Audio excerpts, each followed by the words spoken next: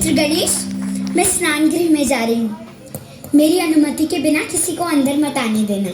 जो आज्ञा माते। और ये लो, इसमें मेरी शक्ति है, ये तुम्हारी रक्षा करेगी।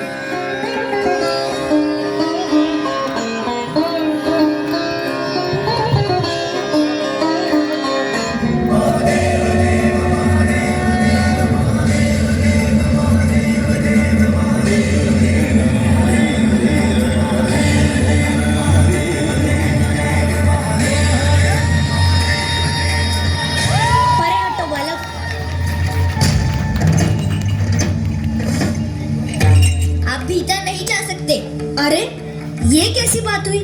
हमारा ही घर और हम भीतर नहीं जा सकते। कौन हो तुम बालक? मैं गौरी पुत्र गणेश, और मेरी माता ने दिया है मुझे आदेश। जब तक उनकी अनुमति नहीं होती कोई भी भीतर नहीं जा सकता। आप है कौन मुझे आदेश देने वाले? हम कैलाशपति शंकर। और जैसा कि तुम कह रहे हो कि तुम गौरी पुत्र हो, उस नाते तो हम तुम्हारे पिता हुए। तो चलो, पिता की आज्ञा मानो और द्वार से हट जाओ। अरे बालक मैं हूँ और हटाव कर रहे हैं। बालक, हम तुम्हें अंतिम चेतावनी देते हैं, द्वार से हट जाओ। हाथ में डमरू लिए हो और क्रोधित हो रहे हो। बालक, तुम्हारा इतना दुस्साहस, तुमने हमारा उपहास किया।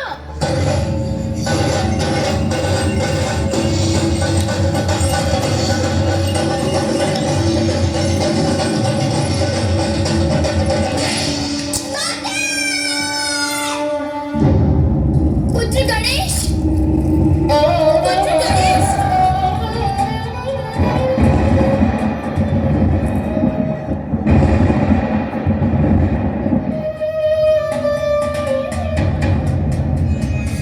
और फिर शिव के घर ऐसे बालक की खोज में गए जो उत्तर दिशा की ओर मुख करके सोया, और उसकी माता उस बालक की ओर पीठ करके सोई, और उस बालक का मस्तक गणों ने शिव जी को लाया।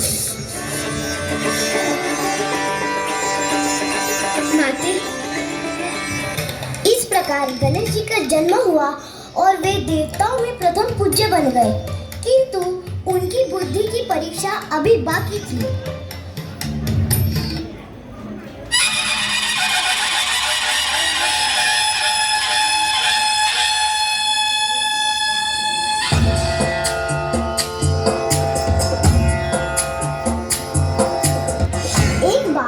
देवताओं ने शिवजी और पार्वती से कहा, आप दोनों के पुत्रों में कौन बड़ा है? तब शिवजी ने एक शर्त रखी, जो सबसे पहले पूरे ब्रह्मांड की परिक्रमा करेगा वही श्रेष्ठ कहलाएगा।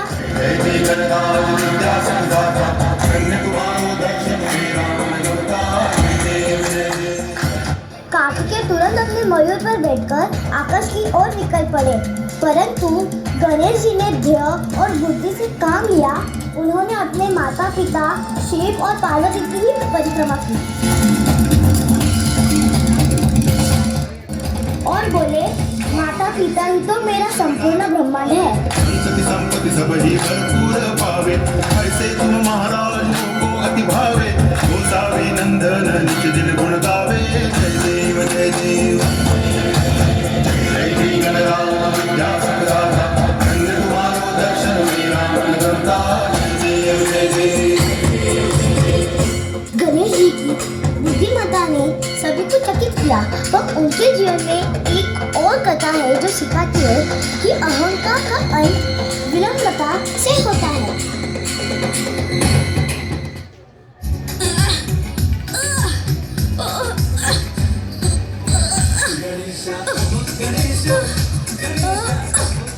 हे प्रभु, आपने इतना खा लिया है कि आपका भार दुगना हो गया है। खाया आपने है, चला मुझसे नहीं जा रहा है। मेरे प्रिय मूषक, तुम दुर्बल हो गए हो। तुम कल से च्यवनप्राश खाना शुरू कर दो। जो आज्ञा प्रभु। मूषक राज, तीव्र गति से चलो। हमें शीघ्र जंगल पार कर रावण से पहले लंका की सीमा पर पहुंचना है। जो आज्ञा प्रभु। प्रभु!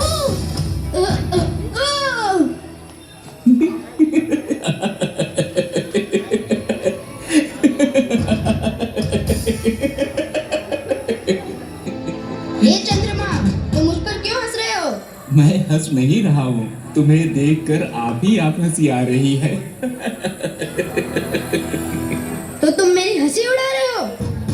तो तुम्हें अपनी सुंदर छवि पर बड़ा अहंकार है। क्यों न हो, मैं हूँ ही सौंदर्य का भंडार। मेरे तेजस्वी मुख पर कालिक का एक बिंदु भी नहीं है। तुझे अपने रूप पर बहुत घमंड है। जा, मैं तुझे शाप देता हूँ, तू काला कलूटा हो जाए। तेरा सारा जीवन अमावस की काली रात बनकर रहेगा। क्षमा प्रभु, क्षमा, मुझसे बड़ी भूल हो गई। मैं महामूर्ख हूँ जो आपका अनादर कर बैठा। तुम जैसे घमंडी को उचित दंड मिला है, ताकि तू और किसी का उपहास ना कर सके। प्रभु, ये रूप जिसे मैंने केवल अपना समझकर गुमान किया था, वास्तव में केवल मेरा नहीं है। इस पर धरती वासियों का मुझसे अधिक अधिकार है। तनिक विचार कीजिए, दोषी मैं हूँ। दंड उन निर्दोष लोगों को क्यों? मेरा तेज नहीं रहेगा तो संसार के पेड़ पौधे, जीव जंतु मृत्यु के मुख में समा जाएंगे। मैं प्रार्थना करता हूँ कि आप अपना शाप वापस ले लीजिए। मैं अपना शाप वापस तो नहीं ले सकता, उसके प्रकोप में कमी अवश्य कर देता हूँ। तो माह के 15 दिन धीरे धीरे काला होता जाएगा। तेरे इस दंड का प्रभाव मानव जाति पर ना पड़े, इस कारणवश मैं इसका प्रभाव जल पर डालता हूँ। संसार के सारे सागर तेरे नियंत्रण में रहेंगे। उनमें तेरी इस दशा के कारण उतार चढ़ाव, ज्वार भाटा आता रहेगा। प्रभु, अहंकार वश मैंने अपना ही बुरा कर डाला। हाँ, परंतु तेरे पश्चाताप ने तुझे बचा लिया। अहंकार व्यक्ति को उसके अंत की ओर ले जाता है। तेरा काला मुख देखकर संसार वाले स्मरण करेंगे कि अहंकार नहीं करना चाहिए। चलो मूषकराज, हमें शीघ्र जंगल पार करना है।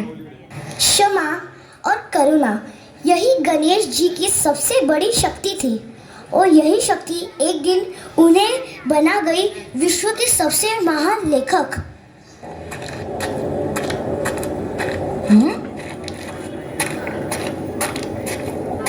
अलख निरंजन, अलख निरंजन। प्रणाम आचार्य। चिरंजीवी भवा। मैं तुम्हारे पिता श्री भोलेनाथ के दर्शन करने आया हूँ। क्षमा करें ऋषिवर, वो योग साधना में लीन है, आप उनके दर्शन नहीं कर सकते। मैं इतनी दूर से एक बहुत आवश्यक कार्यवश आया हूँ। उनके दर्शन करना अति आवश्यक है। उनकी साधना भंग हो तो वो बहुत क्रोधित हो जाते हैं। आप फिर कभी पधारिए। तुम अतिथि का अपमान कर रहे हो बालक। मैं भोलेनाथ के दर्शन अवश्य करूँगा। यह असंभव है मुनिवर। अरे नादान बालक, तू परशुराम के क्रोध से परिचित नहीं है।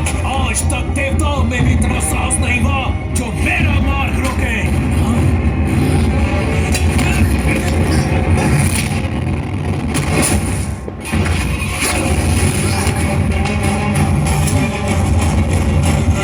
बालक, अब मेरा प्रहार सहन कर।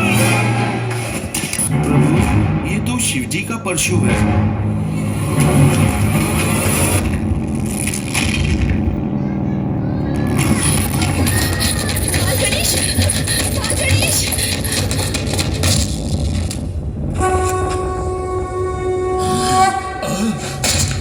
परशुराम, क्षमा करें भोलेनाथ, क्षमा करें।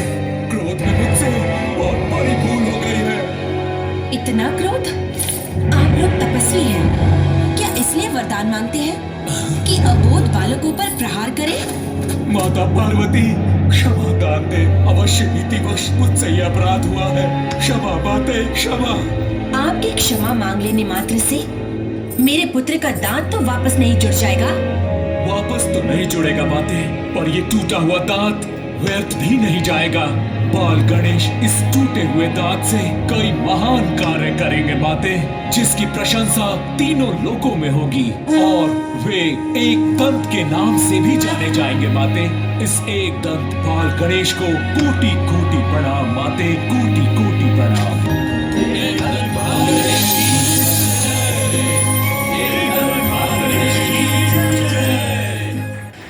यही कथाएं हमें सिखाती है कि गणेश जी केवल देवता नहीं, वे हमारे मित्र हैं। रक्षक और मार्गदर्शक है। इसीलिए हर साल भाद्रपद के महीने में हम उन्हें अपने घर लाते हैं, मान सम्मान से बिठाते हैं और प्रेम से विदा करते हैं। यही है गणेश चतुर्थी का आरंभ।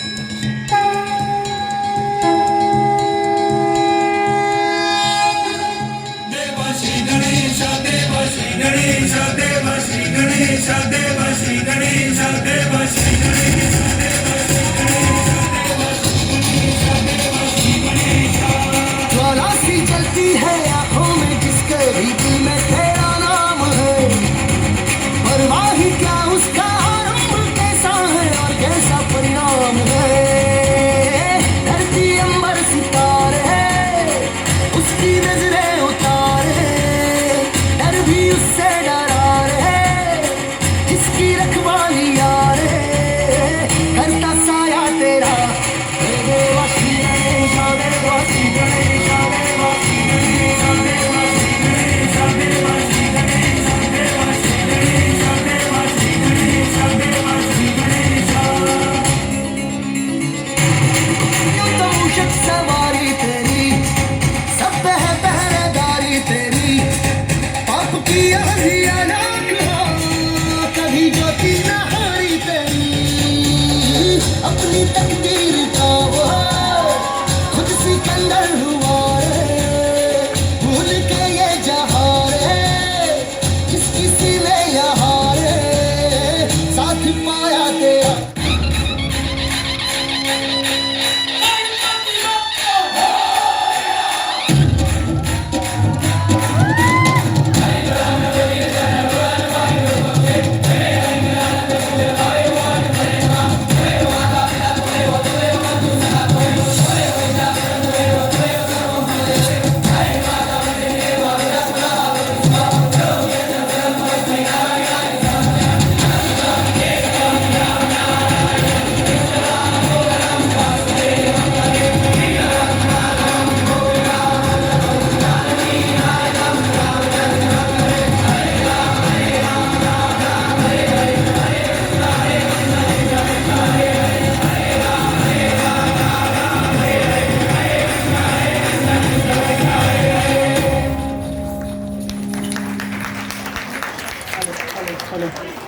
बोलो गणपती बाप्पा मंगल मूर्ती। Tremendous performance. टाळ्या होऊन जाऊ दे जरा भरपूरच।